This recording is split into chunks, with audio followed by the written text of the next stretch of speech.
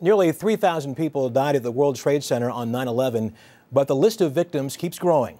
70,000 men and women worked at the ruins at Ground Zero. Many now suffer from illnesses officially linked to the toxic smoke and dust, including respiratory and gastric diseases. Scott Pelley brought some of them together and found out for them, 9/11 is a day that never ended. The World Trade Center is still claiming lives. People have had their lives shortened. People have lost their fathers, their mothers, to cancers, to lung diseases, anything that you can imagine, blood-borne diseases. People are still dying. John Gallagher was a New York City fire captain on 9/11. He's among thousands of Ground Zero workers being treated by the World Trade Center Health Project at the State University of New York, Stony Brook. John Field was a construction worker who volunteered after the attack. And sooner or later, we're going to outnumber the 2,751 lives that were lost to senseless violence. If you did a show in a year from now, where are those people that I interviewed last year? One of them won't be here because they died from 9/11 related illness. Any chest pain? No.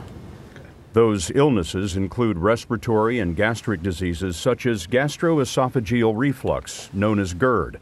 It was only this year that the federal government guaranteed medical coverage for these illnesses, but not coverage for cancer. Tyree Bacon is a former courthouse officer. I have GERD, have the sinusitis, the rhinitis. I've had a sinus surgery already. I have to laugh at the hypocrisy. We all heard in the beginning, the air was good, it's okay. Yeah. Now that very same government's saying, well, cancer's not part of it.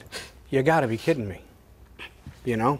Well, there are scientists who've looked at this who said, we can't draw a direct link to your exposure to all of these toxins from the World Trade Center to any kind of cancer. It takes more research. It takes more evidence. Yeah. We'll be dead by then. See, now you're coming in my wheelhouse now. Well, let me hear about it. I don't need a doctor with 12 years of college telling us that 9/11 didn't cause these cancers. If you took every toxin that was airborne that day, that following day, those following weeks, and put them individually in a bottle, you'd have skull and crossbones on it saying harmful if swallowed. You think if there is scientific doubt, then these people should have the benefit of the doubt? Yes, definitely. Well, what's the worst case scenario? You help somebody who got cancer who came to the aid of this country. That's the worst case scenario. 15,000 Ground Zero workers are still being treated for chronic diseases. And Scott will have more on 9/11 this week here on the CBS Evening News and on 60 Minutes.